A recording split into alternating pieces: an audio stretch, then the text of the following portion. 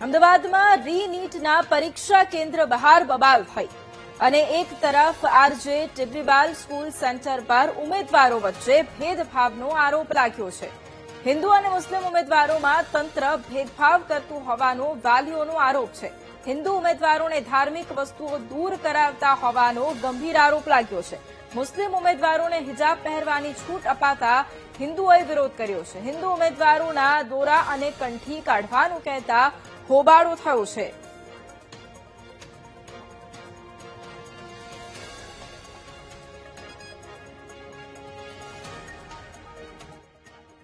આજે રીનીટનું એક્ઝામ છે અને એ એક્ઝામમાં જેટલા સ્ટુડન્ટો આવ્યા છે, અમે વાલી તરીકે આવ્યા છીએ।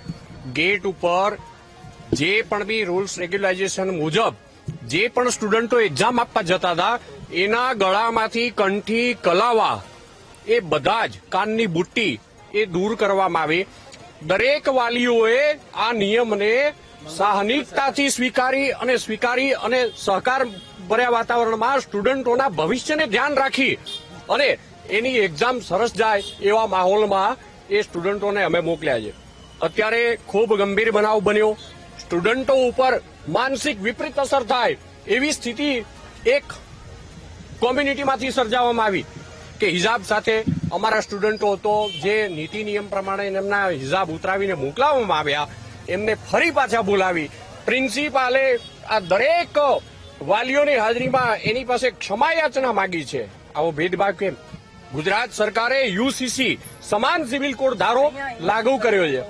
એ હિજાબ પહેરાવીને ફરી પાછા મોકલવામાં આવ્યા છે। મારી ડોટર અહીંયા 12 વાગે એક્ઝામ આપવા આવી હતી। આ તો સિમ્પલ કપડાં પહેરીને આવી હતી, ગાઈડલાઈન મુજબ કંઠી દોરાન બધું કાઢીને જ આવી હતી, કોઈ મેટલની વસ્તુ નહીં।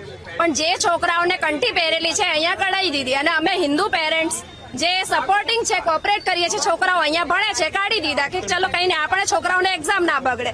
આમાંય જયારે હિજાબ પહેરીને આવી, પોલીસ એમને ના પાડી છે, પોલીસ આમને કે નથી ના પાડી, એમને ના જ પાડી હતી કે અમે નહીં એક્ઝામ આપવા આપીએ, તો પણ આ નહીં માની અને અહીંયા બબાલ કરીને પછી છેવટે એમને કોને બોલાયા, શું કર્યું એટલા બધામાં અમને ખબર નહીં અને એમને એક્ઝામ આપવા દીધી। એટલે હિન્દુ પેરેન્ટ્સ બધાને એવું લાગે કે આ ધર્મ પર આવી ગઈ છે વાત, કેમ કે તમે તમારા ધર્મના મુજબ એમના મોમેડિયનને તમે હિજાબ પહેરીને આપી શકે છે એક્ઝામ, ભલે એનટીએના રૂલ્સ છે, તો પછી હિન્દુઓને કલાવા કેમ કાઢાય છે?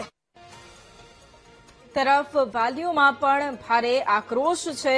બબાલના આ દ્રશ્યો પણ જોઈ શકો છો કે જ્યાં એક તરફ જે પણ હિન્દુ વિદ્યાર્થીઓ આવતા હતા તેમની પાસેથી કંઠી કઢાવવામાં આવી રહી હતી, પરંતુ બીજી તરફ જે મુસ્લિમ પરીક્ષાર્થીઓ છે તેમને હિજાબ પહેરવાની મંજૂરી મળતા હવે વાલીઓ રોષે ભરાયા હતા અને ભેદભાવનો ગંભીર આરોપ પણ તેમણે લગાવ્યો છે।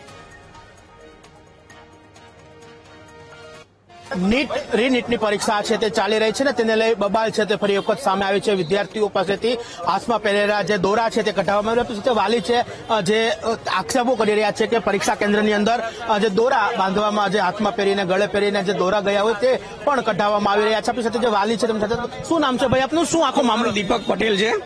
મારી છોકરીને મેં સવારે 11:30 કેન્દ્ર ઉપર મૂકવામાં આવ્યો હતો। એનું બ્રેસલેટ, ઇયરિંગ્સ અને કાનની બુટ્ટી ઉપર ટેપ મારવામાં આવી અને કંઠી પણ નીકાળી લેવામાં આવી તુલસીની। એ લોકોના હિજાબ પહેરીને અંદર જવાની છૂટી છે। પોલીસ વાળાનું ભેદભાવપૂર્ણ વર્તન હતું અમારી સાથે અને મારી વાઇફ જોડે અભદ્ર રીતે વર્તન કર્યું છે અને મારી જોડે પણ કર્યું હતું। શું માંગણી આપણી પણ કેમ આ સરકાર કેમ નથી જોતી? આવું બધાને સરખા અત્યારે ગુજરાતમાં યુનિફોર્મ સિવિલ કોડ આવી ગયો છે, એનો નિયમ કેમ લાગુ નથી થતો? કાકા શું બનાવ હતો આપ હાજર હતા ત્યારે? શું કહેશો કાકા, જે રીતના ઘટના બની? આ સરખો નિયમ હોવો જોઈએ બધા માટે, એમના માટે સારો ઓળો નિયમ આપવો, આપણા માટે આ ધર્મ માટે આપણે ઓલું કરી નાખવાનું। શું નિયમ હોવો જોઈએ, શું માંગણી? બધા માટે સરખો જ હોવો જોઈએ ને। એમના માટે મૂર્ખો પહેરીને જાય છે, આખું એ ચેક કર્યું એમને?